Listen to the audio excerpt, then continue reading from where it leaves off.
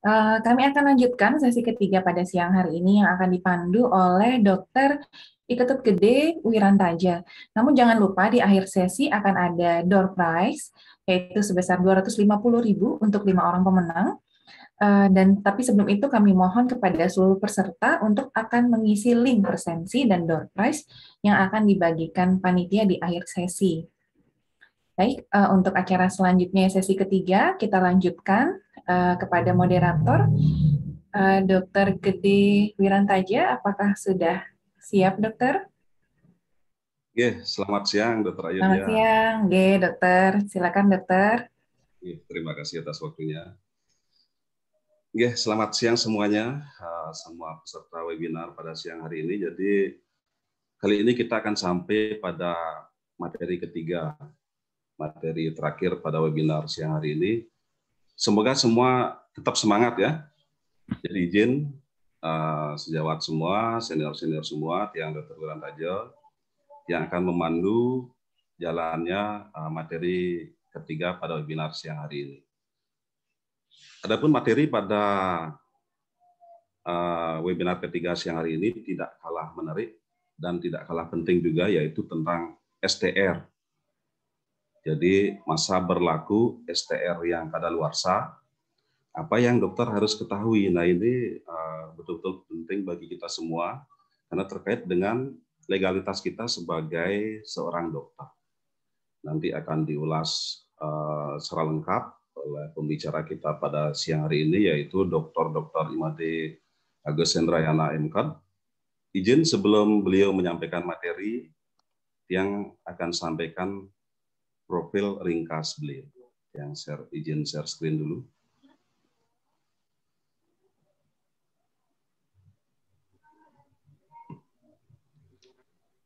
Jadi Dr. Made Agus Hendrayana MKAD. Jadi beliau lahir tahun 78. Keseharian beliau bertugas di Departemen Mikrobiologi FKUNU. Pendidikan beliau, nah ini pendidikan terakhir, beliau sudah menempuh pendidikan doktor, jadi sudah memperoleh gelar doktornya akhir-akhir ini. Dan beliau dari pelatihan-pelatihan beliau sudah melanglang buana ke berbagai negara ya, seperti kita lihat sini ke Jerman, Belanda, ke Thailand juga. Pengalaman organisasi beliau juga sangat banyak. Jadi beliau sudah berkecimpung di pengurus ID sejak tahun 2007 sampai sekarang.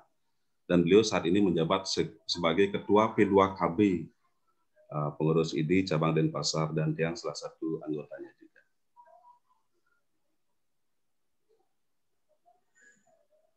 Kepada Dr. Agus Hendra, untuk menyingkat waktu, coba dicek share screen dulu, Dr. Agus, apakah bisa? Saya coba share screen ya. Suaranya kurang keras, Dr. Agus. Ya, saya coba share screen. Apakah sudah terlihat? Sudah kelihatan, Dr. Agus. Ya, terima kasih atas kesempatan. Waktu kami persilakan, silakan Dr. Agus. Terima kasih atas kesempatannya. Selamat sore, senior, sejawat semua peserta webinar kali ini. Mudah-mudahan tidak bosan mengikuti acara ini, walaupun ini sesi terakhir, tetapi juga cukup penting ya, karena STR, Serkom, dan SIP itu merupakan senjata andalan kita sebagai dokter untuk berpraktek. Ya. Walaupun tidak praktek, tetapi STR harus punya. Ya, harus punya. STR ini sama seperti nomor induk kependudukan NIK. Jadi orang lahir sudah punya NIK ya. Jadi sehingga bisa dianggap sebagai penduduk Indonesia. Tapi kalau STR tidak punya, seorang dokter tidak punya STR, tidak terregistrasi di KKI, berarti bisa dianggap dia bukan dokter Indonesia, walaupun sudah bergelar dokter sejak di universitas, tamat, lulus, tapi tidak terregistrasi, belum dianggap dokter terregistrasi sebagai dokter Indonesia. Untuk itu perlu beberapa langkah-langkah ya yang perlu dilakukan sebelum mendapatkan STR. Jadi ini kami sampaikan beberapa yang menjadi pertanyaan teman-teman di anggota ID Denpasar, apa masalah-masalah yang sering dihadapi oleh teman-teman saat pengurusan STR. Jadi kami rangkum di sini supaya teman-teman lebih jelas, supaya lebih gampang mengisinya dan lebih cepat untuk bisa memperoleh Serkom dan STR. Jadi saya sampaikan slide ini, mungkin beberapa sudah pernah melihatnya, tapi saya beberapa tambahkan. Kami ulang-ulang ke tiap tahun atau tiap berapa bulan kami sampaikan lagi, karena ini cukup penting. Seperti kata Bapak Ketua ID tadi, bahwa nanti akan banyak nih menumpuk. Jadi rekan-rekan di tahun 2021 dan 2022 akan mengurus STR. Jadi biar bisa cepat, biar bisa tidak menghambat praktek, menghambat rumah sakit atau klinik atau kerjasama dengan BPJS supaya segera dilaksanakan. Nah, kenapa sih kita repot-repot ya mengisi SKP, ikut webinar, ikut praktek ya, mencatat, menyimpan SKP dan segala macam. Kalau kita lihat di undang-undang ya, undang-undang tentang praktek kedokteran, bahwa di situ ada kata-kata di pasal 28 itu wajib. Jadi dokter itu wajib mengikuti pendidikan dan pelatihan kedokteran berkelanjutan. Intinya bahwa dokter itu wajib mengupdate ilmunya. Nah, seperti kita contoh sekarang saja sudah ada COVID-19, kalau nge-update ilmunya kita akan ketinggalan. Jadi wajib, kita diwajibkan. Kalau namanya wajib, undang-undang itu berhubungan dengan hukum ya. Jadi kita harus wajib. Nah, makanya dari itu kita sebagai dokter, sebagai tenaga medis harus tetap mengupdate ilmu kita dengan berbagai macam kegiatan. Jadi tidak harus ikut webinar saja, ada beberapa macam kegiatan kita ya. Nah, itulah yang diakui oleh ID, buah kolegium dokter Indonesia atau di perhimpunan dokter spesialis yang diakui untuk bisa memperoleh Serkom dan STR. Jadi sertifikasi STR itu ada 3, dokter umum, dokter spesialis, dan PPDS. Ada lagi satu sebenarnya dokter internship ya, tapi itu sudah include dengan pendidikannya dia. Yang lebih banyak kita tekankan di sini adalah dokter umum dan dokter spesialis.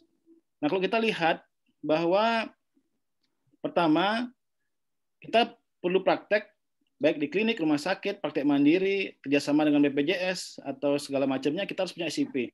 SIP syaratnya harus punya STR. Kemudian kalau mau STR, ngurus STR, kita harus punya Serkom.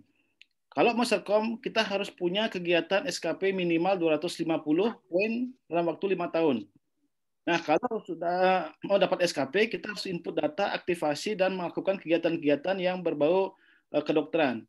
Sehingga bisa keluar SIP. Jadi dari awal kita harus sudah melakukan kegiatan SKP dan seterusnya. Jadi satu saja terpotong rantainya, tidak bisa keluar SIP, tidak bisa berpraktek, dan tidak bisa bekerjasama dengan BPJS. Misalnya seperti itu. Termasuk juga dokter spesialis hampir sama, cuman kalau dokter spesialis itu terlibat juga adalah di perhimpunan ya. Para spesialis itu sistemnya di perhimpunan, di kolegiumnya itu menggunakan borang-borang tertentu ya. Sedangkan kalau dokter umum itu menggunakan ID online atau akun ID online yang kita di cabang sebagai verifikatornya. Ini sudah di KDI maupun ID sudah membuatkan alurnya tapi ribet ya. Jadi kita buatkan yang lebih simpel lagi. Jadi saya membuatkan mekanisme perpanjangan Serkom dan STR dokter umum. Jadi seperti ini. Jadi apa yang harus dilakukan? Detail step per step. Nah, ini sudah di-share, mungkin teman-teman sudah mendapatkan, bahkan di situ menentukan nomor HP saya, WA pribadi saya untuk konsultasi. Jadi kita berusaha membantu rekan-rekan di mana masalahnya atau di mana ada hambatannya, kita akan kirimkan atau kita bantu by online ya. Nah itu. Jadi ini sudah kita buatkan step-stepnya. Jadi datang ke di Denpasar pertama. Ini rekan-rekan ini kurang tahu ya.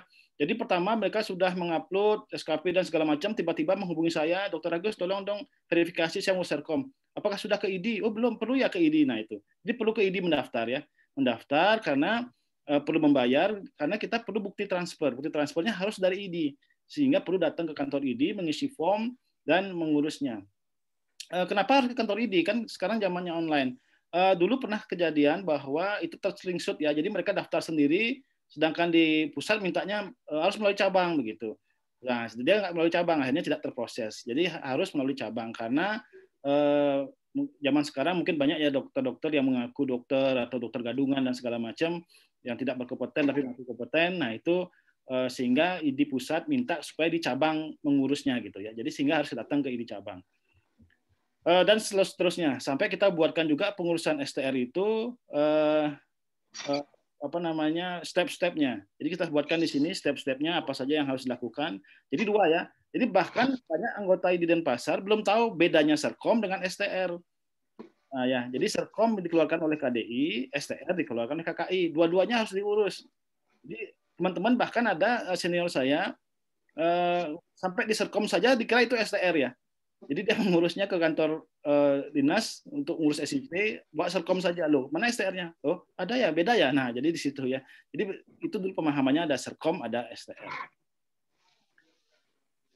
ID Denpasar mulai Dr. Widiasa sudah membuat di Facebook ya, bahkan di media sosial lainnya kita punya, itu sudah di-share bagaimana langkah-langkah mengurus Serkom dan STR ya. Mungkin rekan-rekan bisa cek di situ sambil buka marketplace misalnya, ya silakan buka di situ, di media-media sosial kita ada di Denpasar, sudah di-share ya.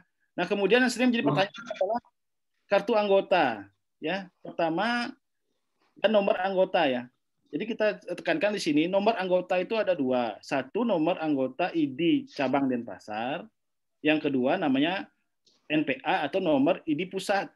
Ya, nah ini rekan-rekan banyak yang nggak tahu. Ya, nomor ID pusat itu kalau ini yang lama ada dua kartunya ya. Ada yang warnanya putih dan ada warnanya yang seperti hijau seperti ini ya. Jadi NPA ID lah nomor ID pusat. Di sini tertulis ya 11 misalnya 0548025 ini adalah nomornya yang 5 digit terakhir, yang depan ini adalah nomor wilayahnya. Ini contohnya. Ini yang pentingnya nomor 5 digit terakhir ini. Ini yang harus rekan-rekan punya yang untuk proses STR, Serkom, SKP dan selanjutnya ini yang dipakai nomornya, bukan ID Denpasar. Ya. Kalau membingungkan sekarang kalau ID Denpasar nomor kartunya di ATM ya, ATM BNI. Ya, sedangkan yang pusat itu ada yang dapat dari Sinarmas, nah itu juga tercantum di situ. Tapi kalau satu Sinarmas kita belum ada petunjuknya, mohon disimpan saja dulu ya. Jadi saya tekankan di sini banyak anggota belum tahu yang nomor NPA. Nomor NPA ini sangat penting, ini akan dipakai proses untuk proses selanjutnya mengurus Serkom dan STR. Kemudian rekan-rekan harus aktivasi akun. Akun inilah nanti akan diambil oleh kami sebagai verifikator di cabang dan diambil oleh KDI data-data Anda ya, termasuk foto, alamat dan email yang penting. Ini yang sering nggak bisa login karena emailnya berubah. Ada rekan-rekan dulu waktu jadi dokter mendaftar ke ID cabang Denpasar menjadi dokter, emailnya Gmail misalnya atau Yahoo. Kemudian berubah menjadi Gmail. Tapi tersimpannya yang dulu misalnya. Itu sering-sering tidak bisa masuk karena tersimpan oleh database di itu akun yang lama, email yang lama. Ini yang sering menjadi kendala. Nah, itu yang bisa kita bantu, menghubungi kami, akan kami sampaikan ke pusat, lalu kami cek database-nya, email mana yang rekan-rekan anggota yang dipakai di akun ID-nya. Ya, kadang-kadang akun terlalu lama dia lupa password-nya sendiri ya. Nah, itu bisa juga diurus, kita bisa uruskan ya. Nah, anggota harus login dan aktivasi dulu. Ini masukkan data-datanya. Karena di akun inilah akan ada SKP, rekan-rekan masukkan SKP di sini. Semua data akan diambil dari sini. Serkom dan STR, sehingga rekan-rekan harus isi ini, ya harus aktivasi dulu. Bagaimana cara aktivasinya sudah ada di media sosial ID Denpasar. Ya, sudah dibuatkan oleh Dr. Widiasa dulu di Facebook, kemudian sudah dibuatkan lagi flyernya, jadi gampang untuk memudahkan. Silakan rekan-rekan buka media sosial dari ID Denpasar untuk mencari aktivasi maupun mengurus Serkom dan STR. Kemudian input data yang lengkap di sini contohnya, ini sambil dari data saya. Pertama itu foto. Karena foto yang Bapak Ibu tampilkan di sini itu akan dipakai di sertifikat Serkomnya. Kalau bisa foto yang terbaru ya, ada disuruh warna putih, kalau warna lahirnya warna genap itu warna biru latarnya. Kemudian yang merah itu untuk yang lahir tahun ganjil. Saya pernah nanya ke pusat kenapa dibedakan untuk memseragamkan saja oleh pusat ya. Nah ini, tolong cantumkan foto yang lama, jangan foto yang baru, karena foto yang lama nanti foto ini akan dipakai di sertifikatnya, akan muncul di sertifikatnya. Jangan sampai foto yang masih tamat dokter tahun 80-an masih dipakai, ya masih udah beda. Sehingga pakailah yang terbaru. Dan diisi data-data selengkapnya. Kemudian baru rekan-rekan masukkan input SKP-nya. Jadi klik di data P2KB, kemudian input kegiatan dan pilih kegiatan rekan-rekan di situ. Di situ ada 5 ranah ya. Ada ranah pembelajaran, ranah profesional. Ini 2 ranah saja dulu. Nah, ini pilih saudara apakah pernah begitu jarak jauh, membaca jurnal, workshop dan segala macamnya. Pilih mana rekan-rekan sudah punya kegiatannya. Klik di situ di tanda pensil ini kemudian masukkan di situ. termasuk ranah profesional, misalnya periksa pasien, menunjukkan kasus, bahkan di sini ada menjadi direktur, manajer, tanggung jawab, ketua Pokja, ketua ketua akreditasi dan segala macam bisa diakui di situ ya, dimasukkan saja, pilih mana yang sesuai. Kalau nggak ada misalnya pilih yang mirip-mirip, nggak apa-apa. Kami yang memverifikator, kami akan verifikasi sebagai verifikator, kami akan memverifikasi apakah sesuai ini SKP-nya. Kemudian ada ranah lagi, ada 3 ranah lagi, yaitu adalah pengabdian masyarakat, publikasi ilmiah dan populer, dan pengembangan ilmu pendidikan. Nah, ini pengabdian masyarakat ini penting ya. Sering rekan-rekan itu tidak mengurus pengabdian masyarakat. Banyak yang bertanya, saya tidak pernah loh baksos, jarang, paling setahun sekali, itu pun di jarang-jarang ya. Tidak apa-apa, masih banyak kegiatan lain yang dianggap sebagai pengabdian masyarakat. Karena ini diharuskan. Menjadi panitia kegiatan apa saja, silahkan dimasukkan. Pokja, masal, pengobatan masal, penyuluhan, dan segala macam. Kemudian untuk rekan-rekan yang praktisi akademis, sering menulis buku, mengajar, dan segala macam, sudah disediakan di sini ranahnya ya, dari ranah publikasi ilmiah dan pengembangan pendidikan, itu diakui juga. Ya, silakan rekan-rekan di sini, tetapi tidak boleh di satu ranah saja menumpuk. Misalnya saya tuliskan di sini, nanti saya jelaskan. Nah, ini bagaimana cara mengisinya, kemudian bagaimana berapa SKP yang diakui, kemudian apa kegiatannya, bentuknya, itu sudah ada di upload di akun ID ya. Jadi bisa dicek di idonline.org, cari di berkas, cari di buku panduan, di situ sudah disediakan. Silakan rekan-rekan download di situ. Ada buku pedoman P2KB, ya, CPD, dan yang lainnya, di situ sudah ada. Silakan di-download, ya, di situ bisa dibaca-baca bagaimana cara menginput atau mengakui SKP rekan-rekan. Ini yang penting tadi saya mau sampaikan, banyak pertanyaan, rekan-rekan terlalu memfokuskan SKP itu hanya di webinar saja. Mentang-mentang sekarang online, webinar gampang, tinggal masukkan pendaftaran, kemudian ikut sebentar, begitu linknya dikeluarkan, masukkan link, habis itu pergi. Jadi sehari bisa ikut 3 webinar, sehingga sebulan bisa dapat 30 sertifikat ya. Nah, itu pun tidak bisa diakui. Jadi di ID itu sudah buat aturan bahwa ada minimalnya yang harus rekan masukkan. Jadi di ranah pembelajaran itu harus minimal 50. Ranah profesional 75, dan ini yang paling penting, pengabdian masyarakat 25. Ini yang jarang sekali dimasukkan oleh rekan-rekan, ini yang sering menghambat. Jadi seharusnya rekan-rekan juga melakukan kegiatan pengabdian masyarakat itu sebanyak 25 poin. Ya. Yang lainnya bagaimana tetap diakui. Ya, jadi harus ada minimal ini. Misalnya saja di seorang akademisi, misalnya masukkan di sini banyaknya publikasinya banyak, misalnya Scopus dan segala macam, mengajarnya sering, tetapi dia jarang praktek, sehingga ini tidak mencapai 50 atau tidak mencapai 75 misalnya. Nah, ini tidak bisa. Harus ada minimalnya, ini harus tercapai. Nah, bagaimana caranya? Saya kan jarang praktek. Nah, tadi kembali lagi masih banyak ranah-ranah lain yang bisa diinput selain ranah praktek, gitu ya. Jadi dimasukkan saja. Kenapa sih seperti ini? Kami sempat berkonsultasi dulu karena dokter itu diharapkan punya 5 kompetensi. Jadi tidak bisa dokter itu di lab aja, tidak memperhatikan pasien, tidak pernah melakukan pengabdian masyarakat. Tidak boleh juga seorang dokter itu hanya menjadi pejabat saja, tidak pernah turun ke masyarakat, atau tidak pernah membaca jurnal, tidak pernah mengupdate ilmunya, itu sebenarnya. Jadi dibuat SKP yang seorang dokter itu untuk bisa berkompetensi, dia harus punya 5 ranah ini. Itu yang diharapkan. Kemudian contohnya di SKP banyak sekali ada ya, membaca jurnal, menjawab uji diri, pendidikan jarak jauh, ya, seminar, kongres, pelatihan, masih banyak lagi. Kemudian ada lagi memeriksa pasien. Memeriksa pasien diakui. Jadi memeriksa pasien contohnya daerah terpencil itu pasiennya per bulan hitungnya ya. Jadi per bulan hitungnya kalau lebih dari 25 itu sudah dianggap 2 SKP. Bayangkan itu per bulan 25, kalau 5 tahun dikalikan saja sendiri ya. Kemudian intervensi, injeksi, pasang KB, hekting, dan yang lainnya itu sudah diakui setengah per jenis tindakan. Misalnya Bapak Ibu praktek agak di desa, misalnya pasiennya senang diinjeksi, jadi pasiennya banyak, kalikan saja, ya itu dimasukkan.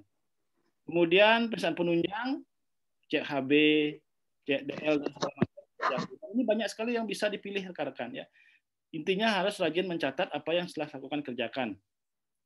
Kemudian terlibat dalam kegiatan masyarakat, misalnya sebagai apapun di situ, sebagai tim pembina segala macam ya, itu boleh dimasukkan, memberi penyuluhan, pengobatan, ya, menjadi pengurus si perhimpunan lain, itu diakui. Silakan dipilih sendiri, masukkan SKP-nya. Kemudian untuk yang senang meneliti atau seorang akademisi bisa dituliskan di sini ya, berapa SKP-nya didapat ya, mengedit buku ini tinggi, membuat buku dan segala macam ini tinggi ya. Silakan dimasukkan. Nanti kami akan memverifikasi. Kalau ada kurang, kami akan sampaikan di mana salahnya atau lagi 5 menit ya. Ya. Iya, maaf. Ini contoh SKP-nya seseorang yang ada yang membaca jurnal, uji diri, dimasukkan total dia dapat 325. Ternyata setelah dimasukkan banyak sekali kegiatannya gampang mencapai SKP 250 ya. Ini contoh sering sekali kami mendapatkan pertanyaan bagaimana contoh bukti bahwa kami merawat pasien. Contoh bisa rekam medis, bisa pakai buku catatan pasien atau buatkan seperti ini. Ini contoh saja misalnya dari satu klinik seorang siapa dan tantangan koordinatornya berapa dia dapat pasien. Misalnya buat per tahun saja. Ini bulan Februari, Maret, April dan seterusnya. Nanti bukti ini yang diupload tiap bulan. Bulan Februari ini juga Maret ini juga diupload itu buktinya karena di situ sudah menunjukkan jumlah berapa pasien yang dia ini kan. Kemudian tanda tangan. Ini formatnya tidak ada khusus, formatnya silahkan saja sesuai dengan yang ada atau kalian buat sendiri tidak masalah. Nanti kami akan verifikasi. Terus kalau misalnya kami praktek sendiri, siapa yang tanda tangan? Ya sendiri saja tanda tangan tidak apa-apa. Ini contoh pengabdian masyarakat ini yang sering pertanyaannya, dok, saya sering melakukan bakti sosial tapi nggak pernah ada SK-nya, tidak pernah ada sertifikatnya. Bagaimana dok? Kami bijaksanai. Ini contohnya yang sering melakukan donor darah, silahkan diupload aja di foto kartu donor darahnya, misal saja. Atau bakti sosial sering turun ke masyarakat pada saat acara-acara tertentu, silahkan difoto, ditulis kegiatannya apa, kapan, di mana, siapa yang mengetahui atau misalnya panitianya silahkan diupload satu kegiatan diakui ya. Ini kita contoh saja ya. Kalau tidak ada sertifikat silahkan contoh saja. Tidak ada ini yang baku. Kemudian jumlah SKP akan tertera di sini Bapak Ibu ya. Kalau mau semangat silakan dimasukkan, ada sampai 900, ada sampai 1000 karena rajin ya. Silakan saja tapi 250 saja sudah cukup ya. Kemudian sering menjadi pertanyaan adalah kenapa SKP sehat banyak, misalnya dia sudah mengupload SKP 400 begitu. Kenapa? Tapi setelah muncul itu cuma sedikit SKP yang diakui ya. Jadi SKP yang diakui itu adalah sejak Serkomnya berakhir. Misalnya contoh saya namanya saya samurkan, dokter ini dia Serkomnya berakhir 29 Mei 2021. Sehingga kegiatan SKP yang dia input adalah sebelum 29 Mei 2021 yang diakui. Nah, misal sekarang bulan Juni, Juli, Agustus, dia banyak ikut webinar, karena mau habis STR-nya, dia banyak ikut webinar, rajin, dia masukkan. Nah, kemudian dia masukkan tanggal sekian, ikut Juni, dia ikut 2021, Juli, dia ikut macam-macam, dia masukkan sampai sekarang Agustus, itu tidak diakui. Karena yang diakui adalah sebelum Serkomnya berakhir. Sehingga rekan-rekan ini perlu lakukan kegiatan bukan mendadak begitu ya, karena baru mengisi baru dimasukkan, tidak bisa, tidak diakui oleh ID, oleh KDI nanti SKP-nya. Kemudian yang sering menjadi pertanyaan juga adalah bahwa waktu pengajuan pengurusan Serkom itu sebaiknya dimulai 6 bulan sebelum STR-nya berakhir. Ini contoh ya, contoh saya seorang rekan dokter anggota, dia Serkomnya mati 25 Juli 2021. Tetapi STR-nya berakhir di 25 Januari 2022. Jadi dia sebelum Januari ini sudah sibuk ngurus ya. Tidak. KKI hanya mengakui Serkom yang baru 6 bulan. Sehingga kita pakai matinya STR. Sehingga dia mati STR-nya 25 Januari 2022. Sehingga diharapkan dia Juli sudah mengurus, Juli 2021 sudah mengurus. Tapi dok, saya kan matinya 2022, nanti nggak apa-apa. Yang diakui dipakai SIP, dipakai masa SIP adalah STR. Sehingga walaupun Serkomnya mati tak apa-apa, Serkom hanya berakibat pada SKP yang diakui tanggal kegiatannya. Ya. Nah, jadi dia tunggu sampai Januari 2022. Saya pribadi itu mati Juli 2022, sehingga saya sekarang belum saya urus. Walaupun saya bisa ngurus sendiri, tapi saya belum urus. Nanti saya akan mengurus di Januari 2022. Apa kompensasinya, Dok? Saya takut, Dok. Misalnya dokter ini sudah mengurus, sudah jadi serkomnya sekarang. Kemudian Januari 2022 dia akan ngurus STR, nggak diakui oleh KKI. Anda udah lewat 6 bulan, ngulang lagi dia buatnya. Ya, nah itu supaya tidak jadi kendala. Kami pun nanti di verifikator akan hati-hati. Begitu ada masukan berkas yang masuk, kami akan cek dulu kapan STR-nya mati. Nah, kami akan beritahu, Dok, ini STR-nya masih lama mati, nanti aja hubungi kami lagi, atau kami proses lagi nanti di bulan sekian gitu ya. Jadi sabar. Yang penting STR-nya saja mati. Nah, ini yang perlu diperlihat kapan STR-nya mati, itu yang Anda perhatikan. Kira-kira 6 bulan sudah mulai proses pengurusnya. Sejak STR mati, bukan serkom mati. Kemudian Anda akan mendapatkan ini dua kali email. Pertama nomor serkom, dan yang kedua lagi berapa minggunya, mungkin 2-3 minggu baru dikirimkan serkomnya lewat email. Ya, nanti itu baru dipakai proses di KKI. Nanti di KKI diproses, silakan KKI.go.id, situ sudah ada panduannya, ikuti alurnya. Di sini tidak ribet, di KKI cuma memasukkan KTP, foto, kemudian STR yang baru, ya, kemudian STR yang lama. Nanti serkom otomatis akan dimasukkan nanti. Ya, jadi tidak terlalu ribet di KKI. Yang penting sudah dapat serkom. Itu. Sudah ada juga bukunya, tinggal buku KKI, tinggal ada panduannya, tinggal download di sana bisa. Dan yang menjadi pertanyaan lagi adalah bahwa di KKI itu minta surat keterangan sehat. Yang keterangannya sehatnya itu ada keterangan sehatnya itu dari dokter pemeriksa ID cabang titik-titik nomor SK-nya. Nah, ini adanya. Ini ada form khusus dari KKI. Jadi rekan-rekan kalau bisa supaya tidak salah nanti atau tidak ngulang disuruh ya. Kalau bisa ini surat ini akan minta ke ID cabang Denpasar, minta saja surat di sana, kami akan periksa, verifikasi, kami akan berikan surat keterangan fisik dan mental ini. Ini penting ya karena banyak rekan-rekan yang mohon maaf sudah tidak berfungsi atau jadi handicap, itu tetap ingin prakteknya karena itu akan membahayakan pasien atau safety pasien. Jadi diharapkan ini yang penting. Ya, di mana nyari surat ini, datang aja ke ID Denpasar, nanti akan kita buatkan. Ingat yang terakhir adalah 6 bulan sebelum STR mati, sebelum STR berakhir, segera proses rekan-rekan ke kantor ID. Kami akan bantu. Saya sudah sediakan nomor WA pribadi untuk memudahkan, dan rekan-rekan P2KB yang lain juga bisa bantu nanti. Nah, yang kemudian sering menjadi pertanyaan, Dok, apakah saya nanti akan udah lama mati, apakah uji kompetensi, apakah ada ujiannya? Memang betul. ID mengeluarkan aturan bahwa kalau ada aturan beberapa ini, kalau 5 tahun atau lebih serkomnya mati, nah ini perhatikan, serkomnya mati 5 tahun atau lebih harus ujian. Ya, sedangkan yang matinya 4 tahun, 3 tahun, 2 tahun, 1 bulan, tidak perlu ujian. Dia hanya perlu mengisi SKP. Jadi Bapak Ibu perhatikan, jangan terlena kalau serkomnya mati, berarti STR-nya juga mati 5 tahun, harus ujian. Kemudian kalau tidak punya STR sama sekali sejak tamat, nggak pernah ikut ujian, mungkin lihat kapan dia tamatnya. Kalau dia tamatnya di bawah 2007, angkatan lawas, angkatan dokter senior, itu tidak perlu juga ujian. Tetapi yang tidak punya dokter yang tamatan di atas 2007, 2008, 10 sampai sekarang, dia zamannya ujian kompetensi, dia tidak ikut ke ujian kompetensi, dia harus ujian kompetensi. Jadi yang ujian kompetensi, ujian betul-betul ujian, itu yang dokter tamatan 2008 tidak punya STR, dan dokter yang mati serkomnya lebih dari 5 tahun. Hati-hati Bapak Ibu ya. Ujiannya kan gampang, enggak. Tahun lalu ada ujian, tahun 2020 hanya setahun sekali. Ya, itu tahun saya ambilkan ini ujiannya 27 September 2020. 2021 saya tanya ke pusat, belum ada. Jadi Bapak Ibu hati-hati, kalau belum punya serkom, udah lewat mati 5 tahun, mau ikut ujian, Anda harus nunggu kapan, nggak tahu jadwalnya kapan. Sehingga bisa segera urus kalau sudah mau mati. Nah itu terakhir ya, kita sudah buatkan flyernya. Bagaimana caranya? Silahkan dicek di media sosial ID. Ya Bapak Ibu, silahkan juga tanya Japri kita online, kita siap membantu di mana kekurangan. Demikian, terima kasih perhatiannya. Saya kembalikan ke moderator. Silakan Dr. Ketut.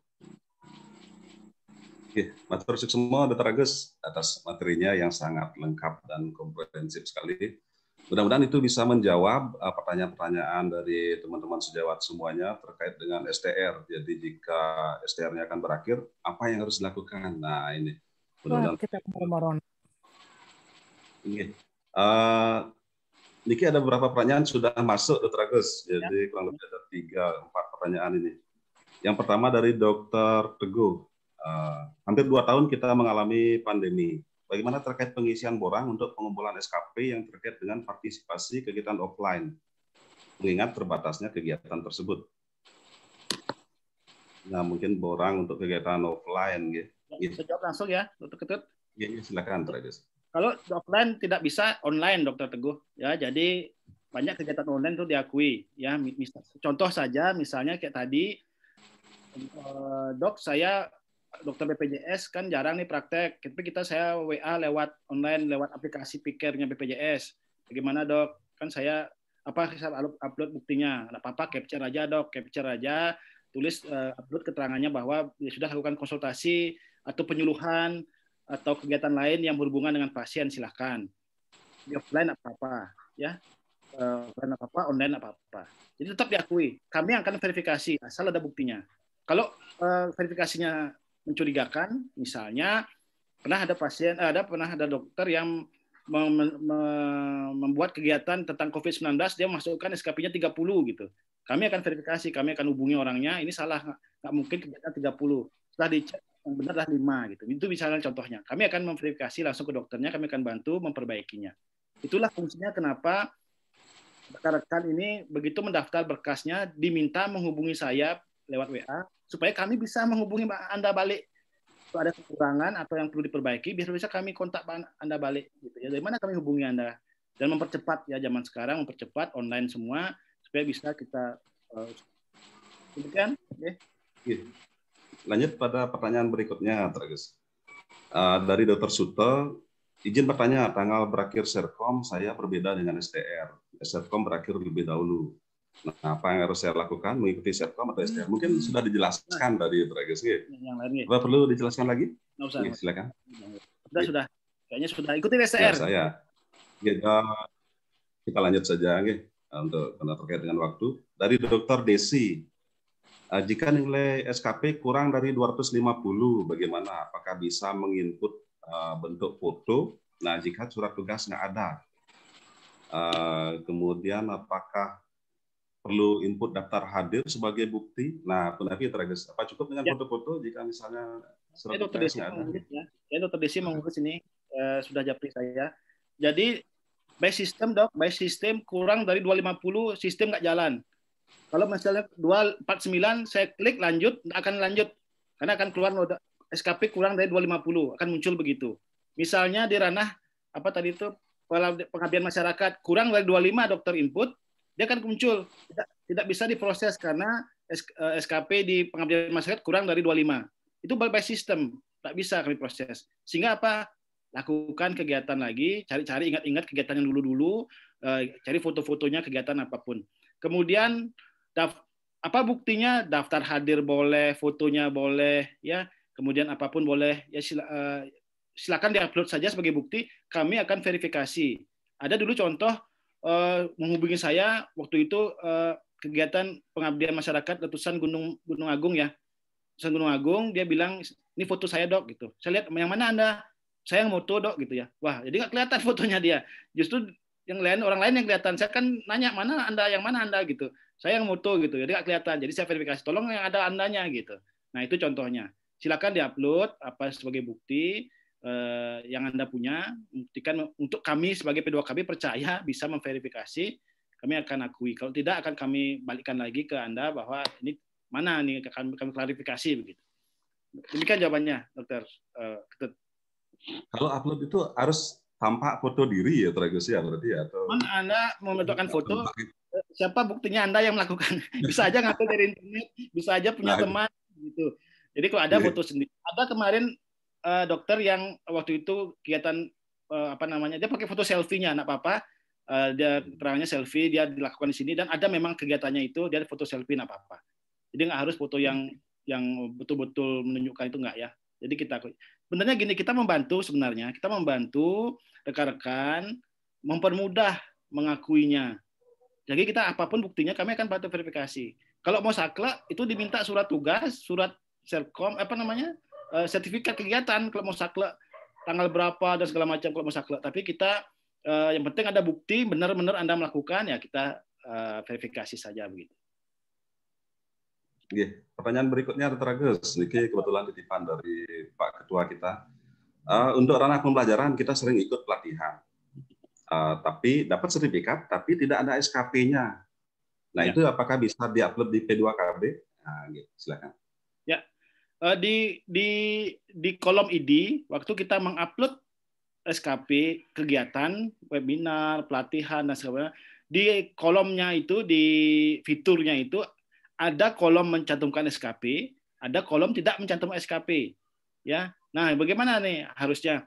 Kalau ada di sertifikatnya SKP-nya berapa, silakan diinput. Kalau tidak, Bapak rekan sejawat bisa mendownload buku panduan yang buku ungu tadi.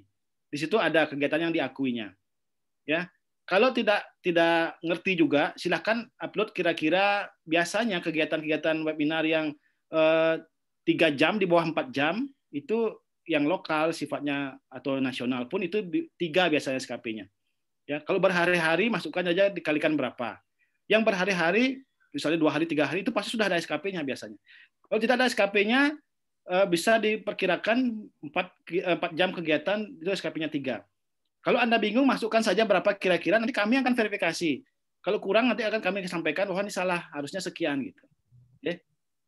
Upload input saja kegiatannya per hari biasanya 3. Kalau internasional biasanya jarang ya. Kegiatan internasional yang diikuti oleh seluruh dunia, kalau ada ya silakan dimasukkan saja. Biasanya kami akan verifikasi. Kami punya database-nya, kami punya panduannya berapa yang diakui. Kalau memang lebih atau kurang akan kami beritahu. Okay. Terima kasih, Tragus. Pertanyaan berikutnya lumayan banyak masuk, Niki. Ya. Dari Dr. Freddy. Ada 2 pertanyaan, Niki. Apakah masih ada konversi SKP apabila dokter spesialis mengikuti webinar yang diselenggarakan oleh perhimpunan spesialis yang lain? Begitu juga jika mengikuti webinar yang diadakan oleh perhimpunan dokter umum. Nah, konversi SKP seperti itu. Ya. Bisa nggak seperti itu? Ada, konversi SKP ada. Ya, kalau kami di dokter umum, kami punya panduannya, kami akan memkonversi seperti tadi. Kalau kami dokter umum, ini kami bicara dokter umum. Dokter umum kami masukkan saja konversinya. Misalnya dia sering itu kegiatan internasional di luar negeri ya, sering kegiatan pelatihan di luar negeri tidak ada SKP, sehingga nanya ke kami berapa ini SKP-nya. Kami kan lakukan pelatihan luar negeri ya. Nanti kami akan konversi yang dokter umum. Masukkan saja kira-kira kalau 1 hari itu 3. Ya, kalau lebih mungkin dikalikan saja. Nanti kami akan verifikasi. Kami ada hitungannya. Kemudian untuk spesialis itu dikerjakan oleh perhimpunan atau kolegiumnya. Di situ ada borangnya. Ya, ada borangnya. Prinsipnya adalah masukkan saja, input saja. Ada verifikatornya nanti. Verifikator yang akan menilai nanti. Gitu. Ya, konversi ada, tetap masih ada. Silakan dimasukkan saja. Ya. Nanti akan dikonversi oleh perhimpunannya. Nanti verifikator perhimpunannya akan ada memverifikasi. Niki, mungkin 1 pertanyaan lagi ya, mengingat waktu sudah terbatas sekali. Ya. Dari Dr. Risti, untuk dokter lulusan tahun 95, apakah perlu ikut ujian kompetensi lagi? Ya, silakan. Ya, ingat kembali lagi, ujian kompetensi ada 2. Ya, 1 dokter yang serkomnya termasuk STR juga ya, lebih dari 5 tahun matinya. Kalau dia tamatan 95 tapi serkomnya sudah mati, lebih dari 5 tahun, ikut ujian kompetensi.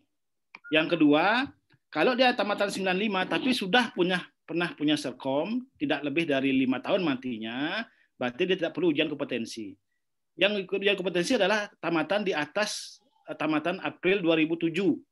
Karena tamatan April 2007 setelah itu sudah ada ujian kompetensi mereka. Sehingga kalau mereka belum ikut ujian kompetensi itu, dia belum pernah ikut ujian kompetensi, berarti dia harus ikut ujian kompetensi. Jadi lihat tamatannya dulu ya. Jadi kalau dia angkatan 95 tadi, tamatan 95, ya lihat ada 2, apakah serkomnya mati lebih dari 5 tahun atau tidak. Kalau kurang dari 5 tahun, mati serkomnya bisa lewat SKP, tapi kalau lebih dari 5 tahun harus ikut ujian kompetensi. yang belum tentu kapan adanya. Ya, nah itu. Jadi tolong dari sekarang yang diingat-ingat, yang dilihat adalah STR-nya kapan mati. Ya. Terima kasih, Dokter. Ya, terima kasih, Dr. Agus. Terkait dengan keterbatasan waktu, mungkin nanti jika ada pertanyaan lagi, boleh dijawab di chat saja, Dr. Agus. Ya. Iya. Siap. Ya. Mungkin ada closing statement dari Dr. Agus untuk teman-teman yang ikut webinar hari Terima ini. kasih untuk teman rekan-rekan di sini. Jadi kita ketahui bahwa STR dan Serkom itu adalah tanda kita seperti paspor atau seperti nomor induk kita di KTP. Kita bahwa terregistrasi sebagai dokter Indonesia. Walaupun Anda sudah dokter, lulusan terbaik, tapi kalau tidak terregistrasi di STR, sudah mati, Anda dianggap tidak dokter Indonesia. Ya, apalagi tidak mendaftar di ID. Ya, jadi kalau ada kasus atau apa, itu yang pertama tadi ditanya, seperti Dokter Putu Moda tadi, kalau dilihat STR tidak punya, sudah pasti kalah di mata hukum. Jadi yang terakhir adalah lihat STR Anda lebih dari 6 bulan, segera urus perpanjang STR-nya dan Serkomnya. Itu statementnya. Terima kasih, Dokter. Baik, terima kasih Dr. Agus, Dr. Agus Made Hendrayana atas materinya siang hari ini, materi terakhir dan sangat bermanfaat tentunya bagi kita semua. Ya, demikian materi yang ketiga webinar pada siang hari ini. Saya Dr. Wiran Raja selaku moderator, mohon maaf apabila ada kesalahan dalam penyampaian. Waktu kami kembalikan ke Dr. Ayudya. Silakan Dr. Ayudya.